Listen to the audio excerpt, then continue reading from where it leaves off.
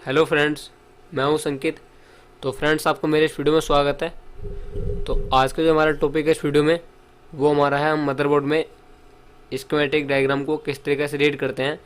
क्योंकि जब भी हम लैपटॉप के मदरबोर्ड को रिपेयर करते हैं तो उसमें हमें कहीं ना कहीं स्कीमेटिक डायग्राम की ज़रूरत पड़ती है। मतलब स्कीमेटिक डायग्राम की हेल्प से बोर्ड को रिपेयर करना पड़ता है। तो उसमें जो सर्किट होते हैं हमारे स्कीमेटिक डायग्राम के, वो सोल्व होते हैं। तो स्कीमेटिक डायग्राम को जो फ्रेशर्स लोग होते हैं तो किस तरीके से वो रीड कर सकते हैं, मैं आपको इस वीडियो में एक्सप्लेन करूंगा।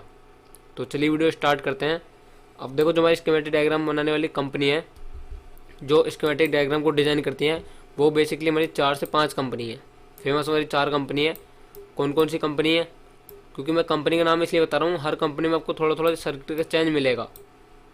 मतलब वोल्टेज सिग्नल के नाम थोड़े चेंज मिलेंगे, लेकिन होंगे वही। तो हमारी 4 कंपनी है स्कीमेटिक डायग्राम को बनाने वाली। एक आपकी कॉम्पैल, एक आपकी क्वांटा,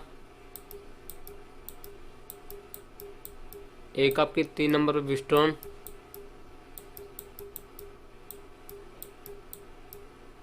विस्ट्रॉन, और चौथे नंबर पर आपकी LCFC। जब भी आप स्कीमेटिक डायग्राम को रीड करोगे तो ज़्यादातर केस में आपको यही 4 कंपनी मिलेंगी जो हमारे स्कीमेटिक डायग्राम को बनाती हैं। तो हम समझेंगे कि इस तरीके से कंपनी चाहे कोई भी हो, हमें तो सभी पर पढ़ना आना स्कीमेटिक डायग्राम को। तो यहाँ पर एक डायग्राम है मेरे पास।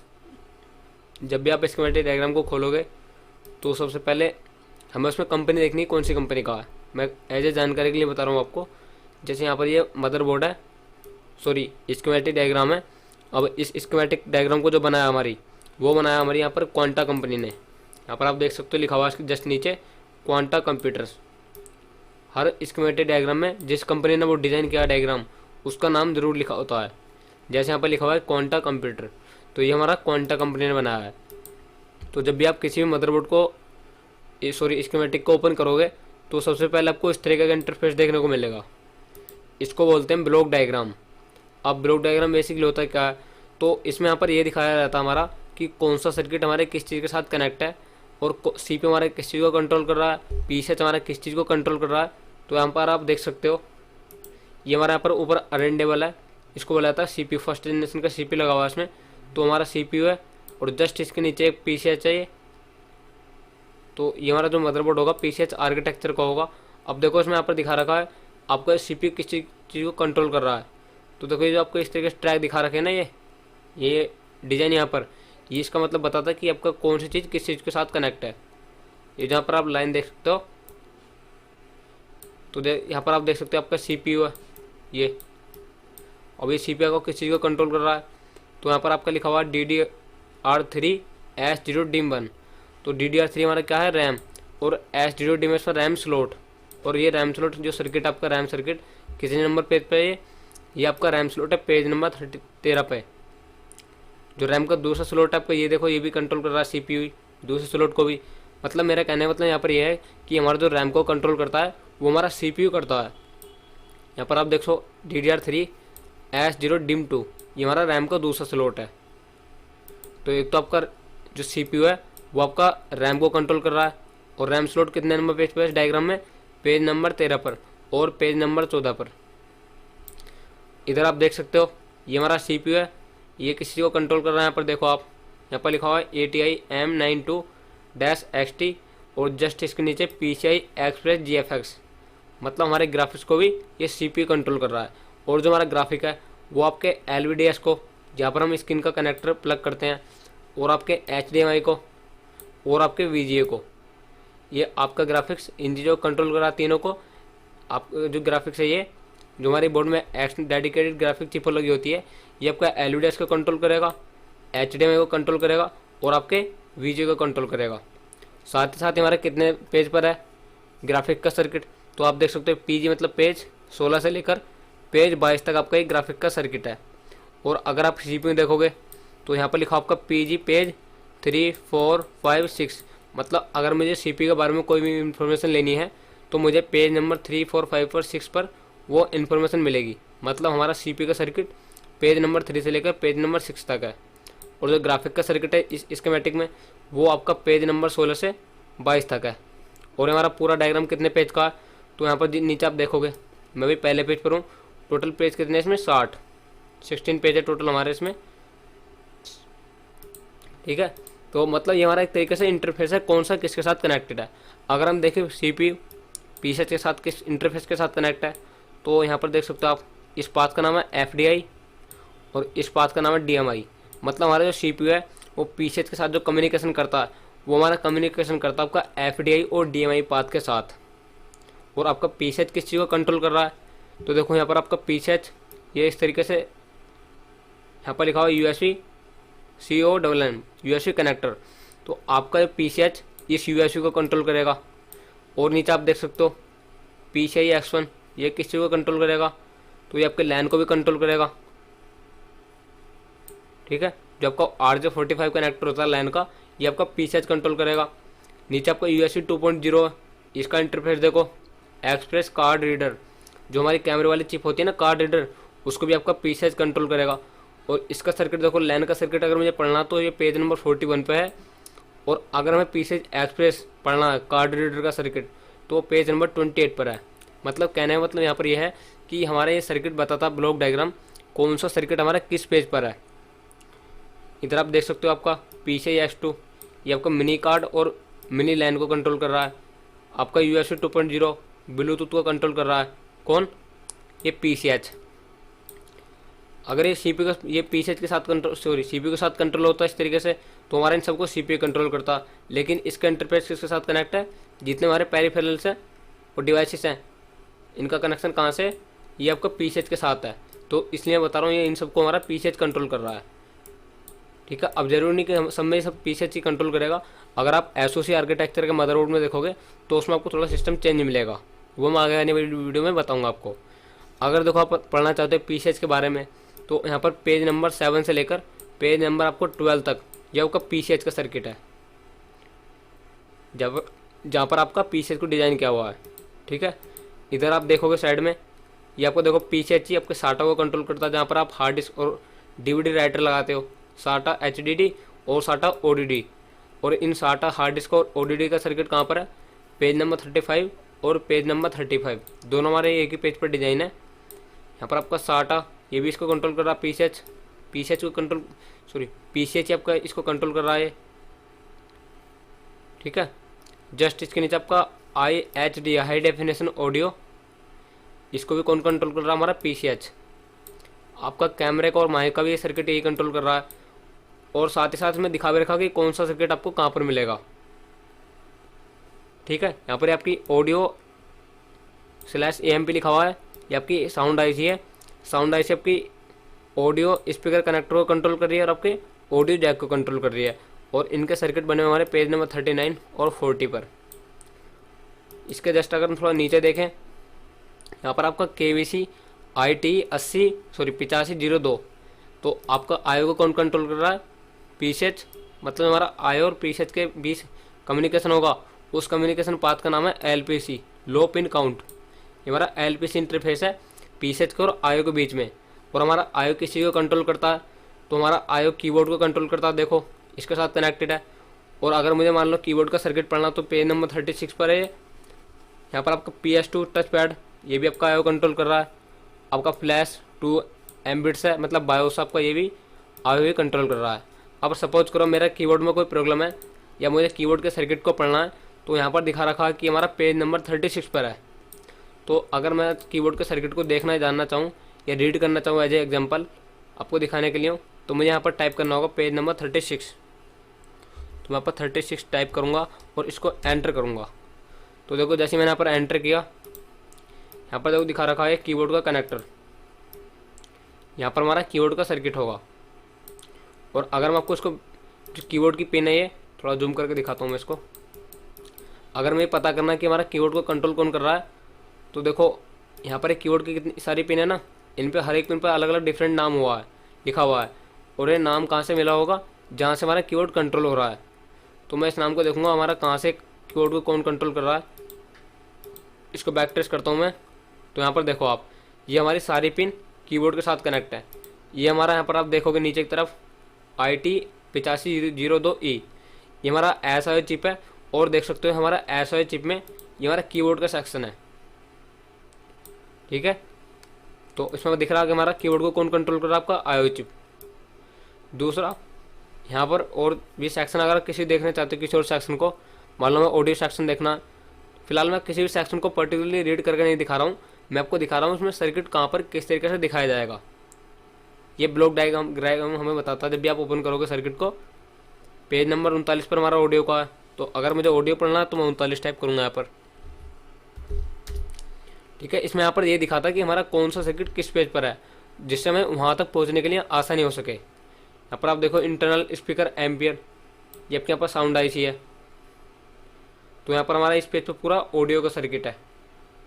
दूसरा, अब जैसे मान लो हमारे मदरबोर्ड में सबसे पहले जो वोल्टेज बनता है 19 वोल्ट बनता है, तो 19 वोल्ट कहाँ पर है इसमें फिर, तो 19 वोल्ट को डायरेक्ट सीपीयू और पीछे तो कंट्रोल करते नहीं है, क्योंकि 19 वोल्ट हमारे बोर्ड में सबसे पहले एंट्री करता है, तो पीछे सीपीयू तो कंट्रोल करेंगे नहीं 19 वोल्ट को।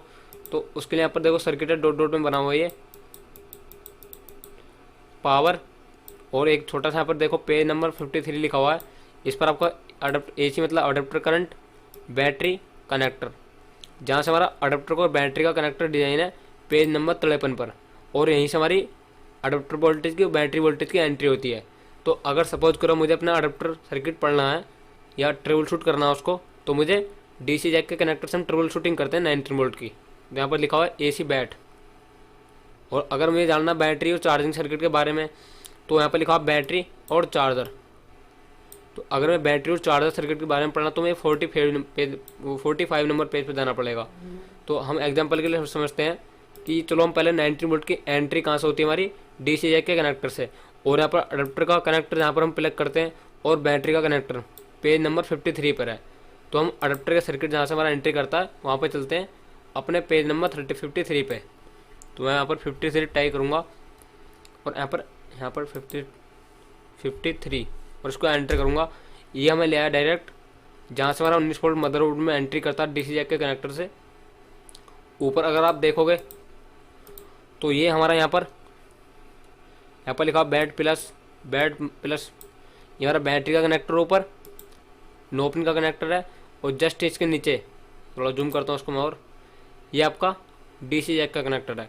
इसमें आपकी कितने पिन का कनेक्टर है डीसी जैक का, तो ये पिन का आपका जो डीसी जैक का कनेक्टर है ये आपका पिन नंबर 1 2 3 4 5 6 7 मतलब टोटल 8 पिन का कनेक्टर है।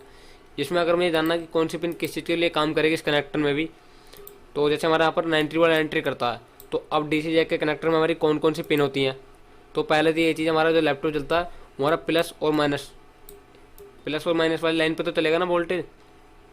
तो देखो आपके यहाँ पर पिन नंबर 1 और पिन नंबर 2 इसमें आपकी होगी ग्राउंड, सॉरी यहाँ पर लिखा हो प्लस डीसी जैक इन, तो ये तो हमारी होगी प्लस वाली लाइन।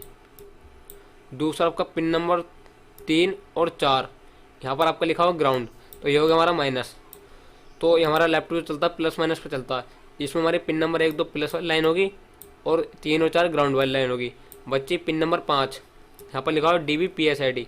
अब क्योंकि ये बोर्ड डेल का है तो PSID का मतलब होता है पावर सप्लाई आइडेंटिफिकेशन, मतलब जो भी आप अपने लैपटॉप में अडेप्टर लगाते हो ये उसको आइडेंटिफाई करता है कितने वोल्ट का है। तो हमारे पिन नंबर 5 ये हमारी प्लस माइनस वाली लाइन नहीं है, ये तो हमारी सिर्फ जो हम मदरबोर्ड में अडेप्टर लगाते हैं ना उसकी आइडेंटिफाई के लिए अडेप्टर की। बाकी आपका यहाँ पर 7 पिन नंबर आप देख सकते हो 6, ये आपका क्रॉस है इसके सामने, ये आपका अनकनेक्ट है। और इसके जस्ट ऊपर पिन नंबर 7 और 8 ये आपकी आर बैट LED और आर बैट LED 2, 2 LED 1 और LED 2। अब ये जो हमारे LED किस चीज़ के लिए हो, तो आपने एक चीज़ नोट करी होगी, जब भी आप डीसी जैक के कनेक्टर को प्लग करते हो अपने लैपटॉप के मदरबोर्ड में तो वहाँ पर एक LED जलती है कुछ कनेक्टर में, तो वो होती है एक हमारी LED चार्जिंग की, और दूसरी LED होती है हमारी पावर LED, मतलब बोर्ड में लाइट आ चुकी है। तो अब सपोज करो मुझे हमारा जो डीसी जैक के कनेक्टर की मेन लाइन होती है वो हमारी पॉजिटिव लाइन होती है, क्योंकि उसी के साथ हमारा सारा सर्किट जो 19 वोल्ट का होता है वो पॉजिटिव लाइन के साथ जुड़ा होता है। तो अगर मान लो मुझे 19 वोल्ट के सर्किट को पढ़ना है तो मुझे पिन नंबर 1 और 2 को ट्रेस करना पड़ेगा 19 वोल्ट को सर्किट को पढ़ने के लिए, क्योंकि हमारा जो 90 वोल्ट की एंट्री होगी मदरबोर्ड में वो इस डीसी जैक से होगी। ठीक है, और मैं दिखाता हूँ आपको इस ब्लॉक डायग्राम में क्या क्या दिखा रखा है ऊपर।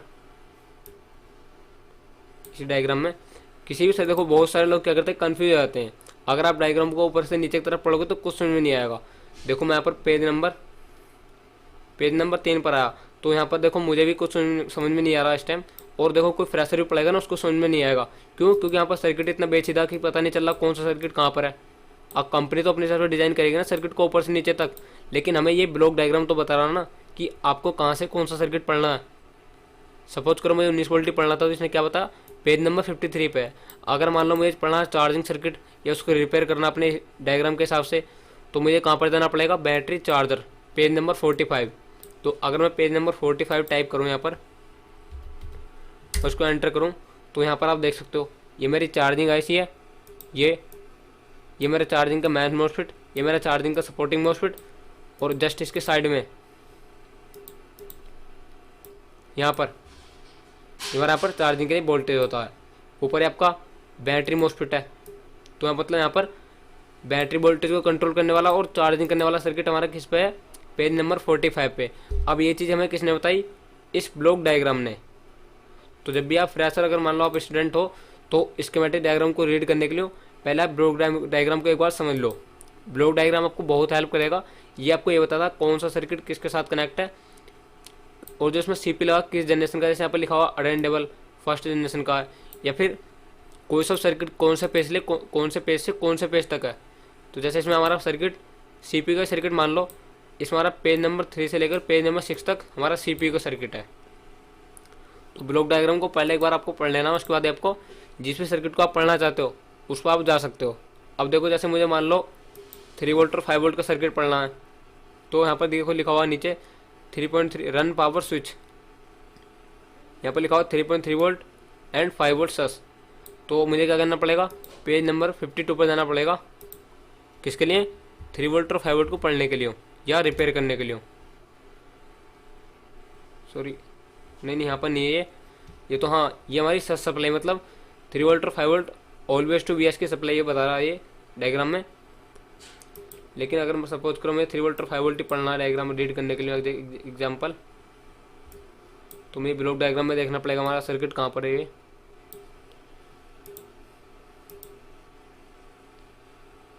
इसमें मिल जाएगा आपको यहाँ पर कहीं ना कहीं, यहाँ पर आप देख सकते हो इस साइड आप देख सकते हो ये हमारा DC to DC 3 volt 3.3 volt always and 5 volt always और 15 वोल्ट ऑलवेज, ये हमारा पेज नंबर 46 पर है। कौन सा, 3 वोल्ट और 5 वोल्ट का सर्किट। तो मुझे पेज नंबर 46 पर जाना पड़ेगा। तो यहाँ पर आप देख सकते हो ये मेरा पेज नंबर 46 है। तो आप देख सकते हो हमारी 3 वोल्ट और 5 वोल्ट को कंट्रोल करने वाली आईसी है, और इस साइड आपका ये 5 वोल्ट जनरेट हो रहा है, और इस साइड आपका ये 3.3 वोल्ट जनरेट हो रहा है। तो देखो मैं कोई इस वीडियो में ये नहीं बता रहा हूँ कि हाँ हम पर्टिकुलरली एक बार इस सर्किट को डायरेक्ट पढ़ेंगे। अगर आप किसी भी सर्किट को पढ़ना चाह रहे हो या फिर शुरू से स्कीमेटिक डायग्राम अगर आपको बिल्कुल नहीं आता, तो आपको ब्लॉक डायग्राम को पहले समझना पड़ेगा। उसके बाद उसकी हेल्प से कौन सा सर्किट कहाँ पर है और कितने पेज से लेकर कितने पेज तक वो सर्किट बना हुआ है वो आप समझ सकते हो। बाकी इससे अगली जो हमारी वीडियो आएंगी किस तरीके से हम सर्किट को पढ़ेंगे 19 वोल्ट को, 3 वोल्ट 5 वोल्ट को, मैं आपको बताऊंगा। तो फ्रेंड्स इस वीडियो को हम यहीं तक रखते हैं। अगर आपको कोई भी डाउट हो इस वीडियो में तो मुझसे आप कमेंट में पूछ सकते हैं। मैं मिलता हूँ आपको नेक्स्ट वीडियो में, ठीक है? तब तक के लिए बाय बाय।